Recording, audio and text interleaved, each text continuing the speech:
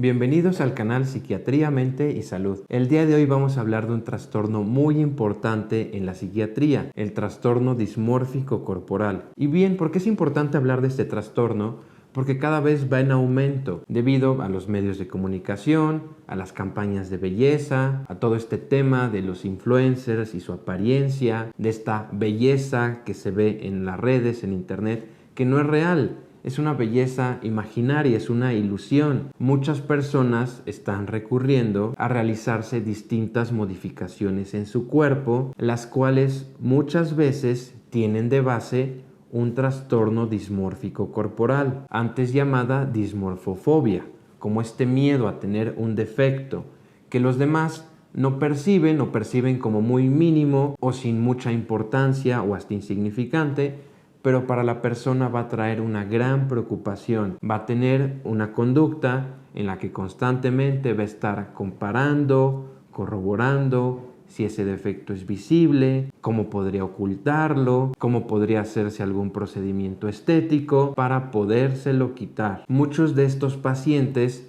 recurren con los especialistas equivocados, recurren con distintos cirujanos plásticos, distintos dermatólogos, distintos médicos estéticos y se hacen el procedimiento. Sin embargo, no importa cuántos procedimientos se hagan, siempre va a haber algo más que mejorar y recurren al abuso de estos procedimientos estéticos, recurren a cirugías una y otra y el resultado puede ser muy perjudicial para su salud e inclusive para su estética. Hay muchos casos en los medios en los que se ha abusado de estos procedimientos de cirugía y el problema que en realidad estaba de base es el trastorno dismórfico corporal. Es por eso la importancia de hablar de él. Este trastorno se va a caracterizar por una preocupación respecto a algún defecto que puede ser imaginario o puede ser muy sobredimensionado por la persona, y este defecto sobredimensionado a la persona le va a causar un gran malestar, un gran sufrimiento y va a interferir con las actividades diarias de su vida. Y si bien existe una anomalía física, la persona se va a preocupar de una manera exagerada y problemática. Como dato histórico, el médico Emil Kraepelin, que ha sido uno de los más grandes científicos que ha aportado a la psiquiatría moderna, la identificó y la nombró como dismorfofobia, como si fuera una fobia a tener un defecto físico. Actualmente, y en el DSM-5 lo ha clasificado en el espectro del trastorno obsesivo compulsivo por sus semejanzas con ellos. El trastorno dismórfico corporal no es trastorno obsesivo compulsivo. Se va a diferenciar por sus propias características, sin embargo a su vez también va a tener características similares, por eso se clasifica dentro de un mismo espectro de trastornos. Y bien, ¿cuál es la epidemiología? Es una enfermedad poco estudiada debido a que los pacientes es mucho más frecuente que acudan a dermatología, a cirugía plástica, a medicina estética o con otro tipo de médicos especialistas antes de ir a psiquiatría, porque van a creer que el problema está en el aparente defecto, cuando en realidad no es así. El problema va mucho más allá y ahorita vamos a ver por qué. El DSM-5 nos menciona que va a haber una prevalencia de hasta el 2.4% en Estados Unidos. Sin embargo, en realidad este trastorno es mucho más prevalente. ¿Por qué? Porque no se suele diagnosticar, porque los pacientes suelen acudir con otro tipo de especialistas, reciben un tratamiento y generalmente las consecuencias van a ser un deterioro en su salud, en su calidad de vida. El inicio más habitual de este trastorno es entre los 15 y 30 años de edad y va a ser más prevalente en mujeres que en hombres. Y este trastorno normalmente suele coexistir con trastornos depresivos hasta en un 90%, trastornos de ansiedad hasta en un 70% y trastornos relacionados con la psicosis en un 30%.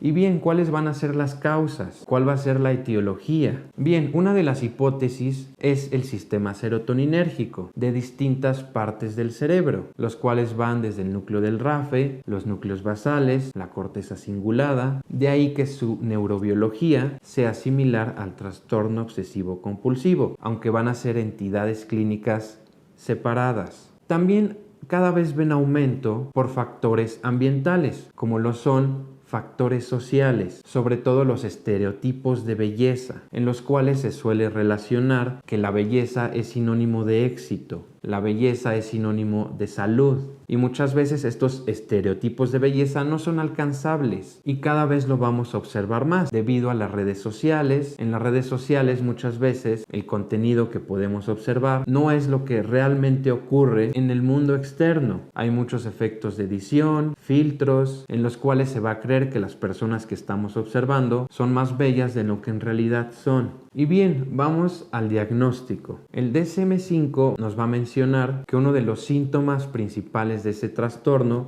es la intensa preocupación por un defecto poco apreciable por los demás o inclusive imaginario, aunque la persona lo va a experimentar como muy real, tan real que todas las demás personas se dan cuenta de ese defecto, que todas las demás personas los pueden juzgar por ese defecto, que si no han tenido éxito en la vida o no les ha ido bien, tiene que ver con ese o esos defectos, y que si cubrieran ese defecto o lo arreglaran, su vida cambiaría por completo. Y bien, en algún momento del trastorno, los pacientes pueden tener comportamientos compulsivos, como mirarse continuamente o frecuentemente en el espejo, viendo este defecto, comparándolo, asearse en exceso, y también pueden tener actos mentales repetidos. Por ejemplo, comparar este defecto que creen que tienen o que sobredimensionan con otras personas de manera continua y reiterada. Y esta preocupación provoca que los pacientes tengan un malestar emocional significativo que va a interferir con las distintas áreas de su vida. He aquí por qué tiene ciertas similitudes con el trastorno obsesivo compulsivo. Y bien, ¿cuál va a ser el cuadro clínico? ¿Cuáles van a ser aquellas áreas del cuerpo en las que van a atribuir una mayor preocupación? Vamos a ir en un orden de frecuencia, de porcentaje. En número 1 vamos a tener al cabello. El cabello, tanto en hombres como en mujeres, va a ser un punto muy importante en el que se van a pretender hacer distintos procedimientos para intentar minimizar estos aparentes defectos. La nariz, esto es de lo más frecuente y cada vez lo observamos más. Personas que no están a gusto con su nariz y que se suelen hacer uno de estos procedimientos. En muchas ocasiones es un procedimiento y ya, pero en muchos otros casos es un procedimiento y después otro y después otro, y hay que recordar que cuando se hace un procedimiento quirúrgico es inevitable que haya cicatrices. Tejido fibrótico va a llenar esos espacios en donde se hizo el corte, es decir, el tejido ya no va a ser el mismo que era antes, y es por eso que cuando más procedimientos quirúrgicos se hacen, este tejido fibrótico, que en realidad no es piel, no va a tener las mismas características, y es aquí que al hacerse más y más procedimientos quirúrgicos se va a llegar a un momento en el que la persona va a deformar esa estructura corporal. Otra área corporal importante es la piel. Hay personas que no están conformes con el tono de su piel. Otro van a ser los ojos. Otro de ellos van a ser la cabeza y la cara. Muchas personas se hacen procedimientos en su cara pretendiendo ocultar o eliminar estos aparentes defectos. Otro de ellos es la estructura general del cuerpo, la estructura ósea. Otro de ellos son los labios, el mentón, los dientes, las piernas, las rodillas, las orejas, las mejillas. Los glúteos también van a ser un lugar importante en donde muchas personas se van a querer hacer procedimientos. También hay trastorno dismórfico corporal en hombres y muchas veces también va relacionado con el tamaño de su pene. Y muchos de ellos recurren a procedimientos para intentar alargarlo, hacerlo más grande. Sin embargo, por supuesto, son procedimientos que no están exentos de riesgo y va a haber un gran riesgo a la funcionalidad. Algunas otras personas en los brazos, las muñecas, en el cuello, en la frente, en los músculos faciales, en los hombros y en las caderas. Otro lugar muy importante son los senos o las glándulas mamarias, en las que muchas mujeres van a hacerse procedimientos de agrandamiento en la mayoría de los casos, y de igual manera pretendiendo entrar en este estatus de belleza social, en este estereotipo o ideal de belleza. Y aquí también hay una entidad que es importante mencionar en los hombres, que es la vigorexia, que es este deseo de tener una masa muscular muy prominente, como los fisicoculturistas, lo cual a su vez también forma parte de un trastorno llamado vigorexia, del cual vamos a hablar en otro video. En ocasiones, estas preocupaciones, cuando hablamos con los pacientes, pueden ser vagas o difíciles de comprender. Y bien, dentro de las conductas que les mencionaba, va a estar eso, observarse en los espejos de una manera continua, valorando este defecto. O por su parte, otros van a evitar verse en superficies reflejantes o en espejos. ¿Por qué? Porque les va a dar angustia fijarse en ese defecto que ellos creen o sobredimensionan que tienen. Y otros de ellos van a recurrir a técnicas para ocultar este aparente defecto. Por ejemplo, pueden utilizar maquillaje de manera excesiva o algunos de ellos pueden utilizar indumentaria. Y muchas de estas personas van a preferir evitar situaciones sociales. ¿Por qué? Porque ellos van a creer que las demás personas los van a juzgar por este aparente defecto. Y hasta un tercio de ellos pueden confinarse en su hogar, es decir, se van a aislar en su casa por este temor de ser juzgados. Y también este trastorno puede complicarse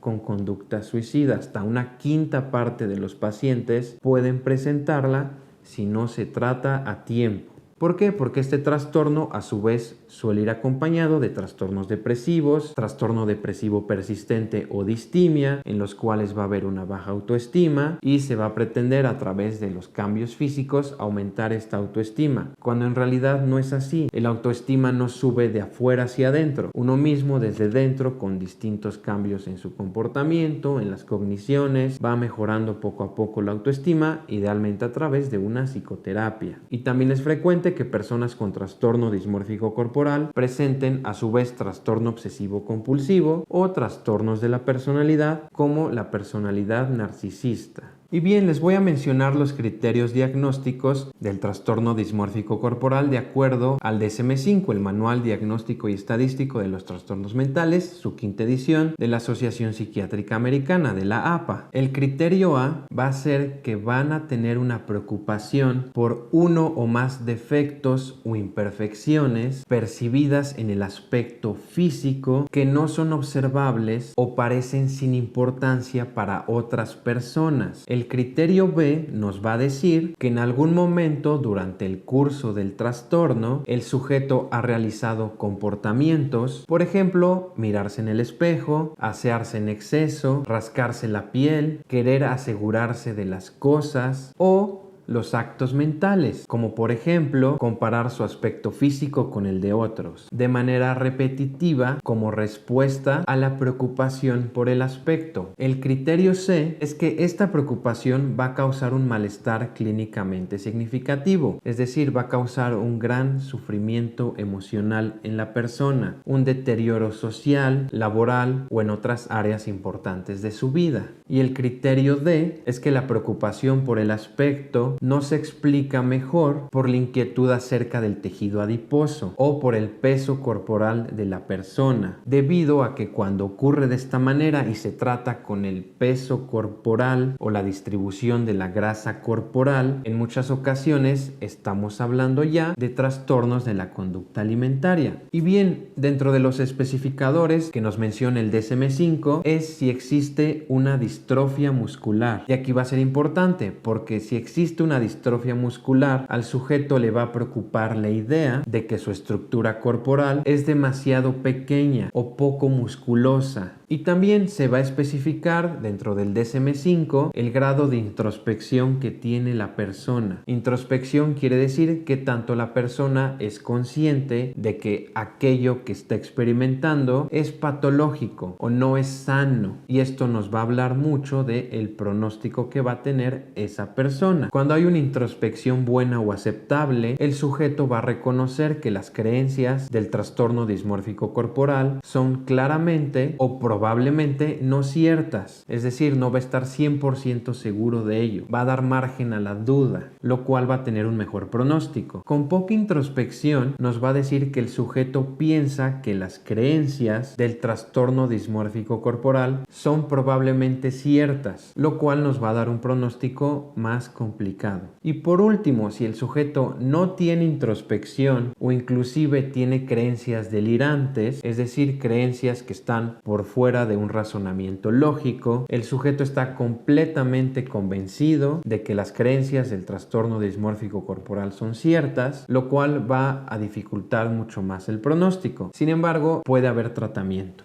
Y bien, respecto al diagnóstico diferencial, hay que descartar otros trastornos mentales, los cuales podrían explicar los síntomas, como por ejemplo el trastorno delirante de tipo somático, algunos tipos de trastornos psicóticos, algunas variantes del trastorno obsesivo compulsivo, como les mencioné, trastornos de la conducta alimentaria. Y bien, respecto a la evolución y pronóstico, el trastorno dismórfico corporal suele iniciar en la adolescencia, aunque puede tener un inicio más tardío tras una insatisfacción prolongada con el cuerpo. Habitualmente la evolución es prolongada y fluctuante, es decir, a veces empeoran los síntomas y a veces disminuye. Y la parte del cuerpo en la que se centra la preocupación puede ser siempre la misma o cambiar con el tiempo. Y bien, ¿cuál es el tratamiento? Cuando las personas con trastorno dismórfico corporal se someten a procedimientos quirúrgicos, estéticos o dermatológicos, estos tratamientos van a fracasar de modo casi invariable. La persona no va a quedar conforme. Suelen ser los pacientes que demandan al cirujano plástico, al dermatólogo, al médico estético, porque no importa cómo se haya hecho el procedimiento, ni que tan bien haya quedado, estas creencias de este defecto o imperfección van a seguir ahí y o bien pueden demandar o pueden ir con otro especialista para que les haga otro procedimiento. Digamos que es un comportamiento recurrente que suele llevar insatisfacción y demandas, porque en el fondo se trata de un trastorno mental. Y bien, en este trastorno es muy importante por una parte la psicoterapia, así como el tratamiento farmacológico, es decir, el tratamiento psiquiátrico. Así como en el trastorno obsesivo compulsivo, estos pacientes van a responder bien a la estimulación serotoninérgica, como con inhibidores selectivos de la recaptura de serotonina, antidepresivos tricíclicos, así como medicamentos potenciadores, como los inhibidores selectivos de la recaptura de serotonina y noradrenalina, como carbonato de litio, antipsicóticos a dosis bajas, entre otras modalidades de tratamiento. Es importante tener en cuenta ese trastorno. Para ejemplificarlo más, hay muchas personas famosas que a través de distintas cirugías han llegado a un grado de deformidad. Han llegado a un grado en el que, lejos de verse más bellas, con distintos procedimientos estéticos, quirúrgicos, acaban ahora sí, justamente, deteriorando su estética, deteriorando su salud, deteriorando su calidad de vida. Y bien, ¿conocías acerca de este trastorno mental? ¿Qué opinas de él? Te agradeceré que puedas comentar en la caja de comentarios para saber tu opinión. Si conoces a alguna persona que pueda padecer este trastorno o que le haya generado conflictos a sus conocidos, a su familia, a su entorno, te agradeceré que puedas compartir este material. Eso es todo por el video de hoy. Muchas gracias.